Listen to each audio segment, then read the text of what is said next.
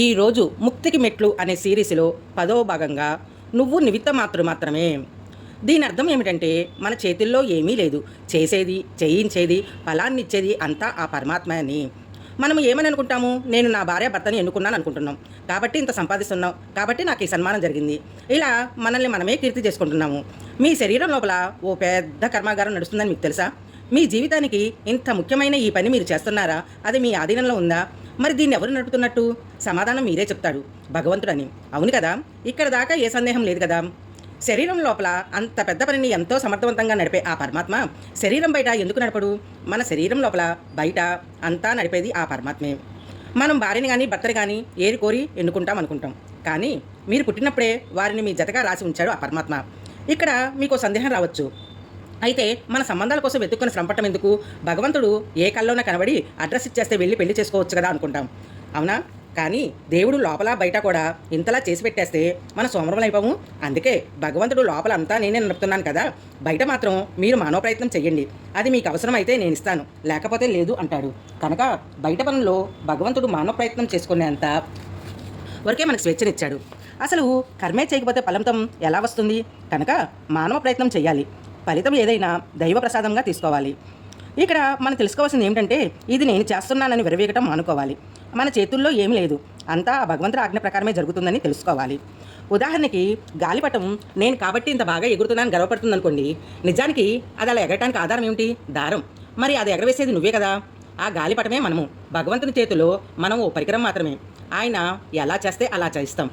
మన చేతిలో TV remote control ఉందిగా, అలాగే మన జీవిత రిమోట్ కంట్రోల్ ఆయన చేతిలో ఉందని తెలుసుకోండి. నిమిత్త మాత్రుడు అన్న పదానికి మంచి ఉదాహరణ సూర్యుడు. ఆయన రోజూ వస్తాడు, తన పని తను చేసుకుపోతాడు. నన్ను ఎవరు పూజిస్తున్నారు, ఎవరు అసలు పట్టించుకోవడం లేదు, ఎవరు నన్ను వాడుకుంటున్నారు, ఎవరు వాడుకోవటం లేదని చూడ్డు. ఆయన ఉత్తమ ఉద్యోగి, రోజు 100% ఆయన పని ఆయన చేసుకొని వెళ్ళిపోతాడు. మరి మనం కూడా అలా ఉండగలగాలి. మీ జీవితంలో మీరు ఉద్యోగిలా పనిచేయాలి. ఓ కంపెనీలో ఉద్యోగికి లాభ నష్టాలతో సంబంధం ఉంటుందా? ఉండదు కదా. తన పని తాను చేసుకుపోతాడంతే. మనము అలాగే ఉండగలగాలి. తెరపై సినిమా చూసినట్లుగా మన జీవితాన్ని కూడా మనం దూరం నుండే చూడగలగాలి. తెరపై సినిమా జీవితం, ఆడే బొమ్మలం మనం, ఆడించే దర్శకుడు ఆ భగవంతుడు. ఇది అసాధ్యం ఎంత మాత్రం కాదు. ఈ భావాన్ని మనసులోంచి తీసేయండి. సాధన ద్వారా ప్రతిదీ సాధ్యమే.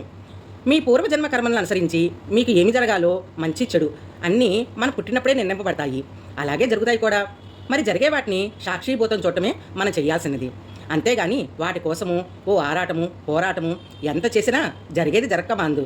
ఆరాటము పోరాటం వల్ల మరో జన్మ కలుగుతుందే తప్ప ఇంకేమీ ప్రయోజనం లేదు. నీకు మంచి జరిగినా చెడు జరిగినా అది భగవత్ ప్రసాదంగా స్వీకరించాలి. అంతా సజువుగానే జరుగుతుంది, ఆ భగవంతుడే చేయిస్తాడు అనుకుని మానవ ప్రయత్నం వరకు మాత్రమే చేసి హాయిగా ఉండండి. ఒక ఉదాహరణ చూద్దాం. మీరు ఒక యజ్ఞం చేశారనుకుందాం. ఇది నేను చేశాను అంటూ గొప్పలు చెప్పుకుంటున్నారు. బాగా ఆలోచించండి. మీ యజ్ఞం కోసం ఇటుకలు కాలిపోతున్నాయి, ఇసుక మాడిపోతుంది, నెయ్యి ఆవిరిపోతుంది, కట్టెలు కాలిపోయాయి కూడా.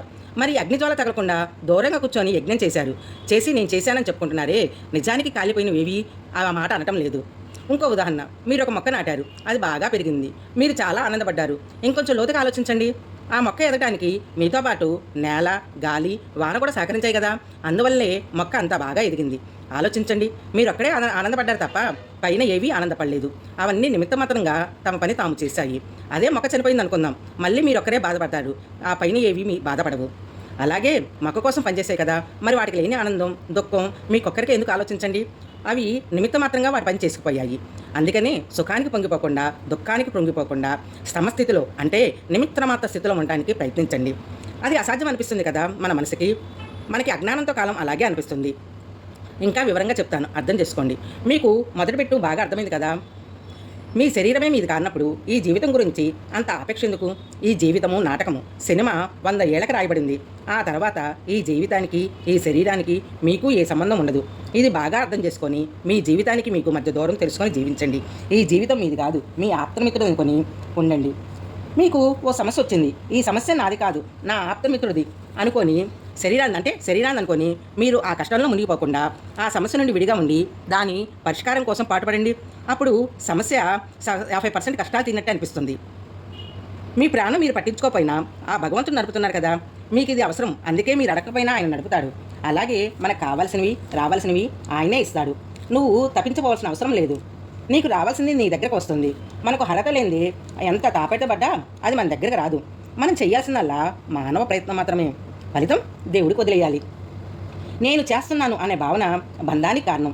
భగవంతుడే నా చేత చేయిస్తున్నాడు అనుకొని చేస్తే అది యజ్ఞం అయిపోతుంది. ఆ పని వల్ల వచ్చే పాపపుణ్యాలు నిన్ను అంటుకోవు. అందుకే మన పెద్దలు ఏమి చేసినా కృష్ణార్పణం అని అనుకోమంటారు. మీరు ఎంతో కష్టపడి ఓ పని చేశారు.